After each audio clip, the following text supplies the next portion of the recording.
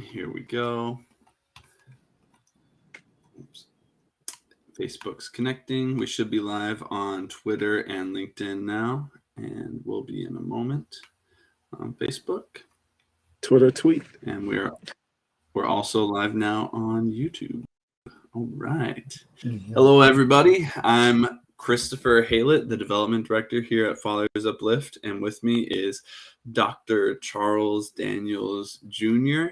And today, right now, actually, Charles' TED Talk performed in December of last year live at TED Women 2021. That TED Talk just went live 1 minute ago. And so we're here with Charles today to talk about his experience, like going from being a young Black boy in, not really like, not even Atlanta, like kind of small town Georgia or maybe midtown Georgia to being on the national stage. It's like a big deal. And so I'm excited to get to talk to Charles today a little bit about his experience, and open it up the opportunity for our audience to ask questions of what his experience was like. Real quick, the title of the TED Talk is The Love, Forgiveness, and Healing That Fathers Need. So Charles had the opportunity to really share the unique lens of Fathers Uplift's approach to mental health, masculinity, and kind of men's health. And so, Charles, thanks for taking the time to join us today. Are you at Yale right now? I am. But glad to be here, Awesome. man. Yale's treating me good. So shout out to Yale, and I can't wait to see the talk, Chris. I haven't seen it yet either. So yeah, you want to give everyone a little bit of context just for fun about what you're doing there at Yale right now? yeah, so I am a research scholar in faculty. So a part of my job here, and what we're going to bring to Fathers Uplift is researching for people that look like us, but also by us about our experiences, fathers transitioning into fatherhood, as well as the mental health experiences of Black people in general. So I will be conducting research in that regard and contributing immensely to academia, right? I think we need to add more literature about us, about men in particular, to academia, and I plan on doing that. So that's a part of what I'm doing here. Awesome. So I just saw, actually, Facebook delayed a little bit, so we just went live on Facebook. Real quick, I'm just going to reiterate to everyone who's joining us from Facebook that we've got Charles, Dr. Daniels here with me. I'm Christopher, the Development Director at Fathers Uplift. We've got him here to share about his TED Talk experience. So he conducted a TED Talk on the National in 2021. That talk is titled The Love, Forgiveness, and Healing That Fathers Need. And we're just excited to hear from his experience, going from, just his life experience, going from a Black boy in Georgia to getting on the national stage of this country at one of the world, actually. TED is recognized across the world, and so just one of the premier speaking opportunities in existence. And so, again, sorry, happy to have you here, Charles. So, Thank you. With that, let's fill viewers in on where this began. This TED. So you gave this TED Talk, The Love, Forgiveness, and Healing That Fathers Need. But like, how does that happen? Like, does TED just call you up one day, like someone from the company or whatnot behind it? Like, what happened with that? And was it a surprise? Like, what were your feelings just when that started? So to be honest with you, I've always said, hey, Charles, you're going to do a TED Talk one day. So when I wake up every morning, Chris, you probably don't know, so when I wake up every morning, I do these incantations about what I'm going to do in my life. So the stuff hasn't happened yet. Typically what I say I'm going to do, it hasn't happened yet. But I say it as the first start of it's going to happen. So a part of that incantation every morning is me saying, I'm going to do a TED Talk. So one day, the folks at the Obama Foundation, I had told them, I said, listen, I want to do a TED Talk one day. That's a part of my dream. I already said every morning, I said to people in my life, my acquaintances, foundation heads, and I don't know what happened in between me saying that and actually doing the TED Talk, but something happened. People were talking and they made it happen, right? So I think that's the power of letting people know what you're going to do, even when it's not done yet. So I messed around and talked myself into doing the TED Talk, right? And I think that's the majority of how my life is, right? I confess it out loud, and then all of a sudden it happens. And but that doesn't mean that I don't have to work, I don't have to communicate with people, I don't have to follow up. So all that happened in between, but that's how it started. Yeah. You really said, like, this is what I'm gonna do. Eventually, the circumstances align, you get there. I love that. So we already have a question from Wendy Grossman. Wendy asked, she said, I'm scrolling up to it. One moment. She said, what are you hoping the TED Talk will do for you as an individual, for Fathers Uplift, and for the world? Like, what do you want to see accomplished by it, I guess? I think, there's this notion that, when we talk about father absence in the Black community, that we are putting down Black fathers that are doing a great job. And essentially what I would hope is say, hey, let's celebrate fathers like me, Black fathers that are doing a great job, but also let's not forget about those fathers that are struggling to do the job that they always wished of doing. So I'm trying to add context to, hey, let's have compassion for the fathers that are falling behind. Like this whole notion of no child left behind. I don't want any father left behind. Just because I'm doing good doesn't mean I shouldn't admit the reality that people look like me are struggling. Some people are struggling that look like me, but that doesn't mean they don't want to do good. They want to do good and they're struggling. How can we make sure that we don't think that calling out this story of struggle is an issue to our population? It isn't. It just means, hey, some of us are doing great. A lot of us, actually. A lot of shout out to the Black fathers out there doing a great job. But my encouragement has always been, just because I'm doing a great job doesn't mean I got to leave other Black fathers behind. So that's what I want the talk to do. I want talk for us to have more compassion for those dads that are struggling, Black or not, right? So. Yeah, I love that that's something about your character just that I've noticed all my time at Fathers Uplift. Like, you understand how to recognize just disparities or like struggles that portions of the population go through, that some stratified parts of our culture would say, like, hold against people. Like father absence. Like, some turn father absence in the Black community into a weapon, that's not okay at all. Like, but then on the other hand, you have people that just because some turn it into a weapon, they say, well, it doesn't exist. But I love how you're able to find that middle line of, like, it does exist, but don't weaponize it. And, like, obviously there's some, like, we need to be doing something about it. We need to be supporting these dads. And so, I appreciate that. And that's why I love being here at Fathers Uplift and getting to support that mission and stuff. We love you too, brother. Oh, great. All right. Kay Hudson says, I was so excited for this. And Norman, he said, word, I'm listening. Vicente says, inspirational example of how we can manifest good things today in our lives. Amen. A heart for all of that. Heart for all of that. Yeah, exactly. Yes, heart for it all. So let's see. We've got some other questions pre-submitted. So here's one that most people can identify with. I mean, most of us, if we're getting up there speaking on the stage to the world, that's a little nerve-wracking. So, like, were your nerves kind of on edge? And if so, how did you overcome them? I don't think I overcame them. I was nervous the entire time. Entire time. And, good thing about being nervous is that it's a human emotion. And I just tried to own the fact that I was nervous, but also own that I was dealing with some imposter syndrome. That every phase in my life, and when I grow and I get these opportunities, I always ask the question, do I deserve to be here? Now, I'm capable of asking and giving a response to that question, but it doesn't mean that question doesn't exist. So can you imagine nerves, imposter syndrome? And as I'm fighting that, I'm also dealing with, how can I make sure that I honor the people that have made sacrifices for me to get here? Like my grandmother, I talk about her all the time, Maddie Mae Marshall, who cleaned houses for a living, and I just picture her cleaning that house as I'm on that stage, right? Making the sacrifices for me to be here and really teaching her family about love and making sure that we don't forget where we come from. And also I thought about my mother who made countless sacrifices as a single mother to make sure that I'm at where I'm at today. So, thinking about all that on that stage brought some ease to me, but it doesn't mean I wasn't nervous. I was nervous as heck, but I wanted to make sure that I was nervous and understand whose shoulders I'm standing on at the same time. And it was hard, but with my coach, shout out to Corey Hajim, the business curator who helped me with my coach. She was so supportive. She was like my TED Talk therapist.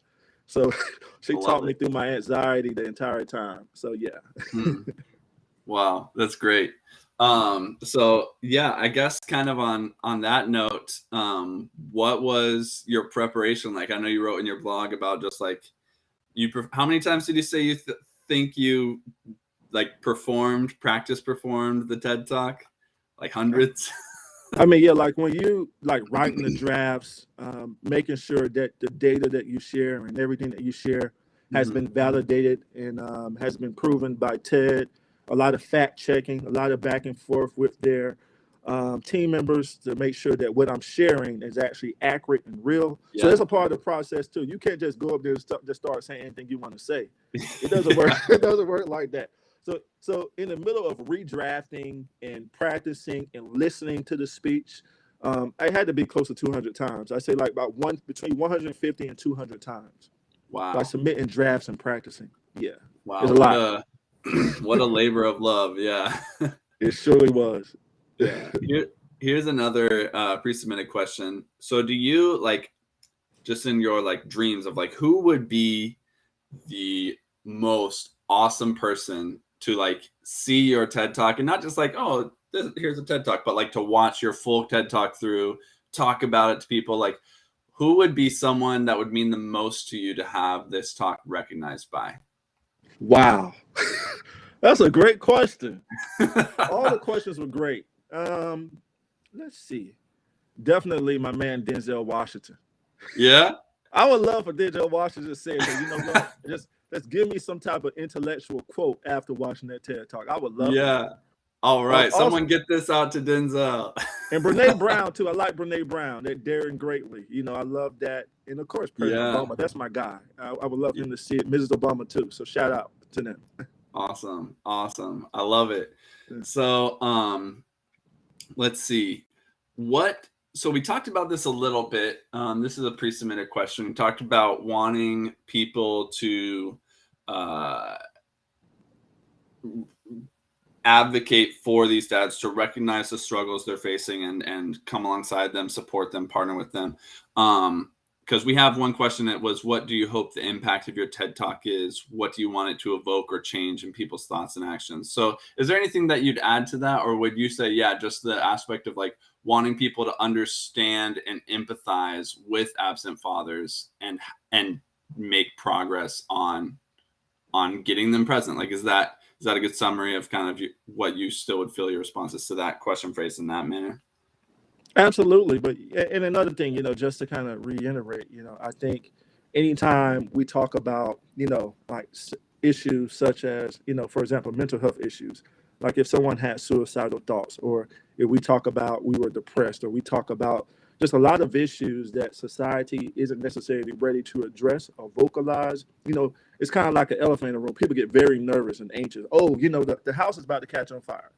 And essentially what I'm saying, hey, this issue is here, whether we like it or not. It doesn't take away from the fact that fathers that look like me are doing a hell of a job. But it's still an issue that we need to address. And just like all of these other issues that occur in other categories, such as mental health, I want to normalize these conversations and bring them to light. So it won't be an issue when I talk about father absence in the Black community, right? It won't be an issue when someone who we're working with is struggling with talking about and vocalizing that they're having suicidal thoughts. It'll be a normal conversation. And that's what I want. I want people to begin to embrace these different narratives and not polarize the ones that make us feel uncomfortable. And I think there's a lot, like you said earlier, there's a lot of polarization of uncomfortable narratives that just get brushed under the rug because it makes us feel some type of way. And that's not what I want. I want to bring out all narratives. Let's have this conversation. They all exist. What can we do about it? So that's one of the, that's a lie I just said, Chris, but that's what I want. That's ultimately what I want. Yeah, I love it. So we have another comment just from Tanya Oliver. Says she's so proud of you. Norman Ellison says yes. Like, yes. We have a comment from George here at Fathers Uplift. He asked how you arrived at the much needed point of supporting and uplifting Black and brown fathers, and he then acknowledged that your vision has changed the narrative of kind of deadbeat dads used as a racist rhetoric. So how did you?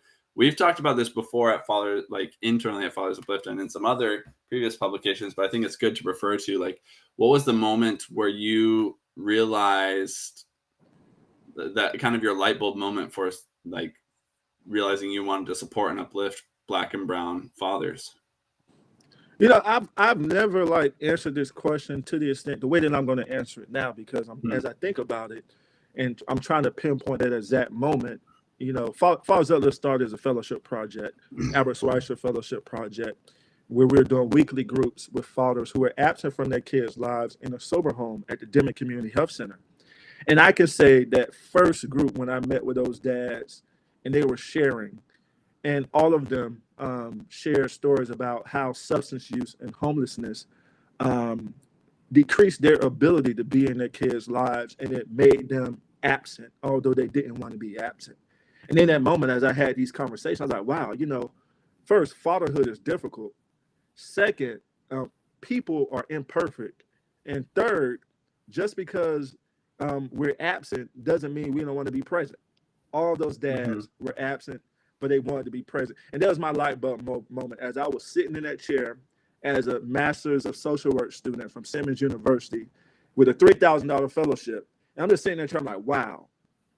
So you telling me that, and then I went to myself. So you telling me that my dad was absent, but he still loved me and wanted to be present, even though he couldn't navigate those issues? You're telling me that love for your child and absence can coexist. I didn't think the two could coexist. I thought if you're absent, you don't care. Versus I'm absent, I'm experiencing struggles I need help with overcoming, and I need some support, and I still love my kids. Both of those coexist. That's my light bulb moment. I like that. Yeah. I like that you were able to, I like the way that you elaborated on that. You're right. I hadn't heard that kind of complete take on it before. So here's a question for all the young Black boys and Black girls out there. So, I mean, you come from humble beginnings, and you faced, as a Black man, Black child, you faced all the racial obstacles that are faced by many people of color today. So how does a young Black boy from Georgia with no advantages get to the national stage like this? Like, if you look back at Charles 30 years ago, did that Charles even imagine something like this? Like, was even speaking the TED Talk dream into empowerment even something on your radar yet then? Or not, maybe TED Talks maybe weren't around, but yeah.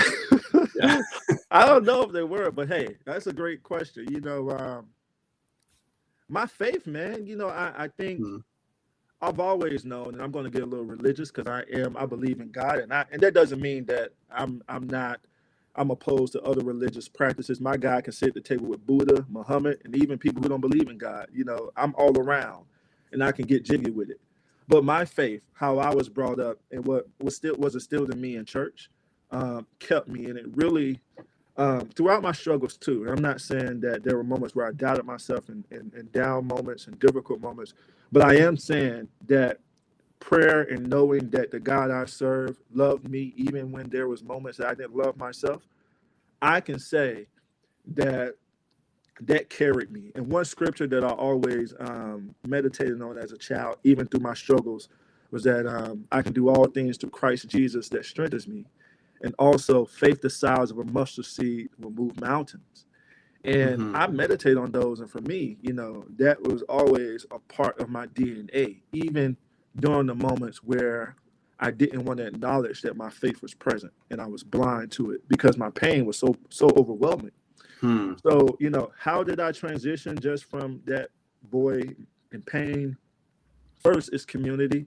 I always had a community of loving people around me, like my church family members, the deacons, the mothers of the church, the pastors who taught me how to tie ties. and also my mother's keeping me ingrained in that spiritual belief that I was worth more than my circumstances, even when I didn't see it. And I would say a combination of all those things helped me transition, really helped me navigate what was difficult to navigate. So I want to give credit where credit is due. So shout out Mm, to mom, shout out to my church family, and also shout out to the greatest gift of all that any parent could give a child is faith. And hmm. and that was a very important part of my transitional process. So Yeah. I, as also a person of faith, I appreciate how you highlight that it was your personal faith and your faith experience communally that was the deciding factor, right? Because so many people, I mean, a lot of people try to do it on their own, and whether it's on their faith side of life or otherwise, and whatever it is, like, you're better together, right? Like, and so I appreciate that you were able to have and find and have that community, or maybe your mother kind of was the first to find that community and put you in it, yeah, that was able to wrap their arms around you like that. That's great. thank you, man. You know, people say they self-made. I don't say I'm self-made. I'm God-made. Listen, Yeah, I give no, credit no one's where self-made, credit is not due. truly. Yeah. Yeah. I love it. I love it. So Beverly has a question, which, take it how you will. I don't know. It's a little personal. It's she says, "Thank you, Dr. Daniels, for this initiative. So important. Congratulations on your successful work on this." And she asks, "Are you in contact with your biological father now? And if so, what does he think about your leadership in this work?" Oh, so that's a very great question. And you know, the truth be told, I'm not in contact with my biological father, and quite honest, I don't know what he thinks about what we're doing. But Hmm. I can say that the last time I spoke to my father, you know, we had a conversation. I let him know that I forgave him, and I'm not sure how did he. Well, I am, you know, when I think about how he perceived that, I think about his perspective and as it relates to my Hmm. work.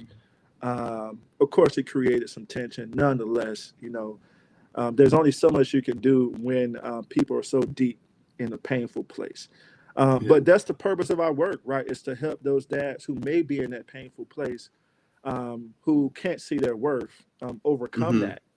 And you know, I have hope for my fathers, just like I have hope for the fathers that we work with on a day-to-day basis. But to answer your question, no, not at this time. But the gate is always open, and Dad knows that. So Hmm. thank you Hmm. for the question. Yeah. Yeah. I love that. Yeah. And who was it? I'm trying to remember. There was a celebrity who was our father of the day this spring. I'm blanking on who it was, but I was struck by their experience because they had, it was a football player, I believe, and in his experience, his father hadn't been in his life for very long until his father was very old, and they had a moment of reconciliation in his older age, and so it's definitely, and a decent number of the fathers we work with are in their 40s, 50s, even 60s. And so it's important for dads to, I think, remember too that it's never too late. Like, you've always got the opportunity to build bridges and bond. Yeah, So, yeah. that's exactly what I told my father. You know, and you know, same message we tell the Hmm. dads, Chris, like you just said. It's never too late. And when you're ready for the opportunity, it will always exist because Hmm. we love Hmm. you. We know that regardless of our understanding of any circumstance, that we all are deserving of being present in our kids' lives if that's our desire. And we don't want to Yeah. take that from anyone, you know. So thank you for that message. That's powerful. Yeah. Yeah. I love that. So, again, here's the link on Facebook for anyone watching, where Charles' TED Talk can be seen. The link to the TED Talk. Please feel free to view it and just consider the message there. We're through all the questions we have submitted. If anyone else has any last minute questions, you can put them in the comments there, and we can maybe address them if we see them soon enough. But Charles, do you have any last words that you would want to share with anyone, or share about your talk as we wrap up here? Yeah, just thank you for tuning in to the talk. Please share it, with people definitely want to get the message out there. And for Mhm. those of you all um, that are, well, as you are celebrating Fathers this Sunday and Father's Day and every day, my charge to you is let us not forget about those fathers who are struggling and may not physically be present. Um, there was once hope for us when we wasn't where we wanted to be. Let's provide that same hope to them. And Mhm. that's my message, right? We all are deserving of another chance. So I love it. All right. Well, thanks for joining me for this today, Charles. It was a good time, good conversation as always. And as always, also seems like a lot of people appreciated it and got something out of it. I think this has been our most engaged live. So thank you everyone who tuned in and joined. We really appreciate it. Yeah, everybody, I hope you have a great rest of your day. Check out that TED Talk. Recognize your fathers this Sunday as Father's Day approach. And if you're passionate about this work that we're doing, fathersuplift.com/meet is a great way to support dads. look at I'm the Chris. development All director. right, I gotta ask for money whenever I can. that's funny. So, all right. Thank you all. You all have a great rest of your day.